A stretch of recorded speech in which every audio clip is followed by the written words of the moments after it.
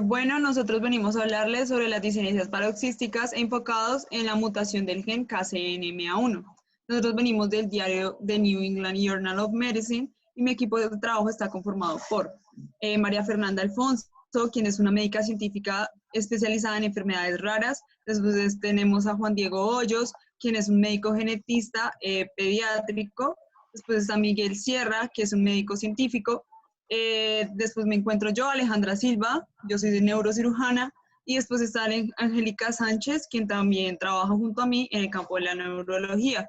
Vamos a empezar con la historia. Bueno, en cuanto a la historia, esta enfermedad fue descrita en el siglo XIX por William Gowers, quien fue un neurólogo británico considerado como uno de los mejores neurólogos clínicos de todos los tiempos. De hecho, en 1888 publicó el Manual de Enfermedades del Sistema Nervioso, donde introdujo por primera vez y describió algunas enfermedades neurológicas y proporcionó el temblor característico del alcoholismo, del Parkinson, entre otras.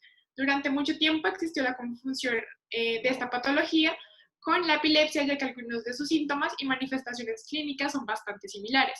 Fue hasta 1940 donde se introdujo por primera vez el término de disinesia paroxística y durante las últimas décadas se han estado estableciendo los diferentes subtipos de la misma. Bueno, ahora vamos a hablar algunas generalidades sobre las disinesias paroxísticas, empezando por las causas.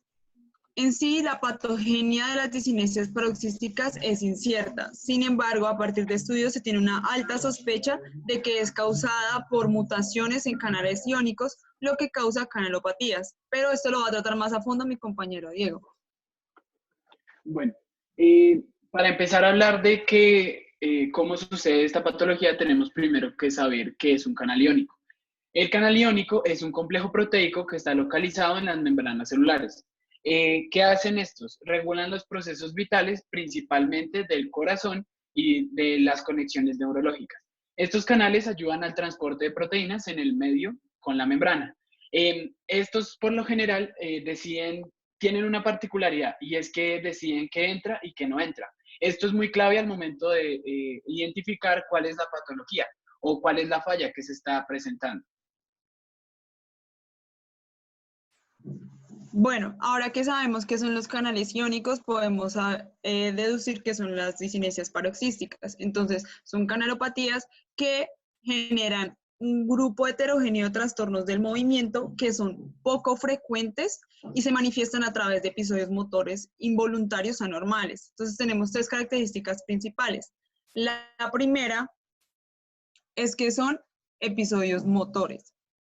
Esto significa que tenemos clases de coria o de distonias, entonces ahí vemos una torsión, vemos una distonia cervical, vemos contracciones musculares mantenidas, entre otras. Entonces la segunda característica es que son impredecibles. Entonces lo que podemos ver ahí es que está el músico escribiendo y está tocando y de un momento a otro tiene su episodio motor.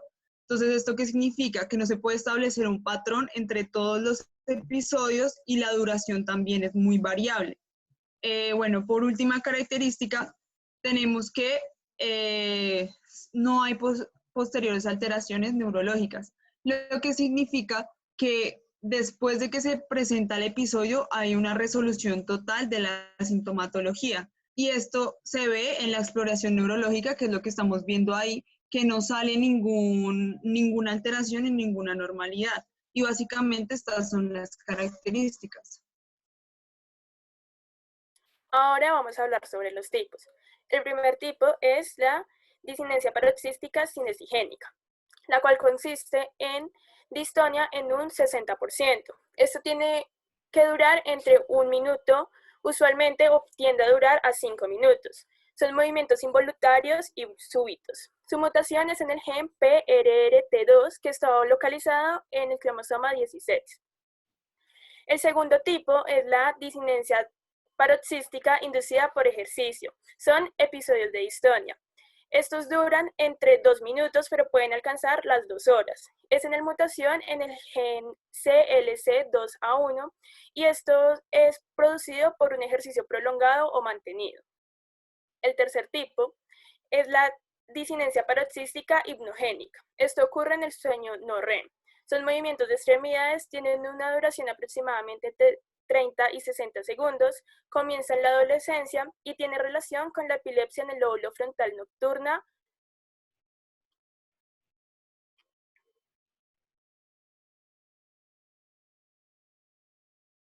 Bueno, la discinesia paroxística secundaria es el cuarto tipo. Como todos sabemos, la quinta parte de las discinencias paroxísticas son trastornos subyacentes que son infradiagnosticados. Este tipo es muy peculiar porque permite mezclar diferentes manifestaciones clínicas entre ellas, como la esclerosis múltiple, la tortícolis paroxística, el síndrome antifosfolipídico, sífilis meningovascular, trastornos periféricos y centrales, y también se presenta lo que es la hipoglicemia y la esclerosis múltiple. Bueno, nosotros nos vamos a enfocar en un quinto tipo que lo vamos a hablar más adelante, pero primero hay que entender que estos fallos o esta patología se presenta por una falla en un canal iónico, o eso se supone. Específicamente en el canal KCNMA1, también conocido como el canal MAXI-K. Es una gran conducta en donde se generan todos los procesos de voltaje y de potasio en el cerebro.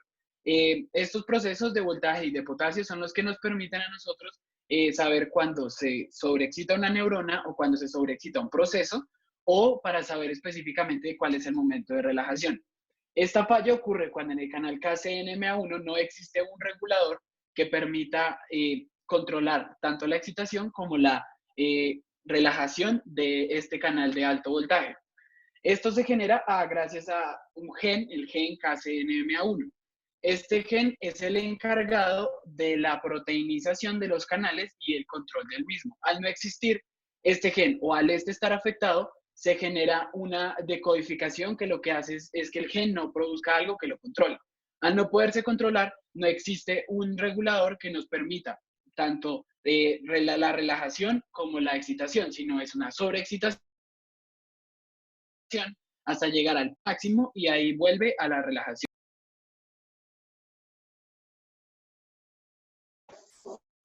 Bueno, nosotros para hallar y los estudios que se han hecho en nuestro grupo de trabajo fue un experimento con ratones para encontrar la función del gen KCNMA1. Entonces lo que se hizo fue tomar una población de ratones, se les extrajo a la mitad de la población el gen KCNMA1 y se estudió su comportamiento a medida del tiempo. Entonces se veía cómo a la población a la que se le sacó el gen KCNMA1 tenían comportamientos muchísimo más alterados, tenían movimientos extraños, tenían convulsiones, temblaban muchísimo. Entonces, básicamente así fue como se empezó a relacionar con las disinesias paroxísticas este gen.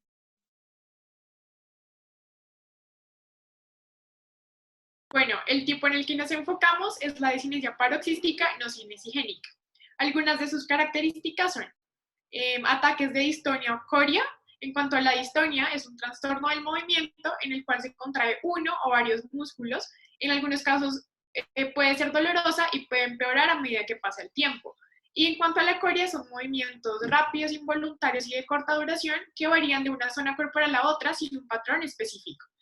La duración de este tipo de disinesia suele ser más larga a comparación de las demás y varía entre 2 minutos y 4 horas. La mutación es en los genes específicamente PNKD, KCNMA1 y en el SLC2A1. La prevalencia mundial de esta disinencia se estima entre 1 y 1 millón.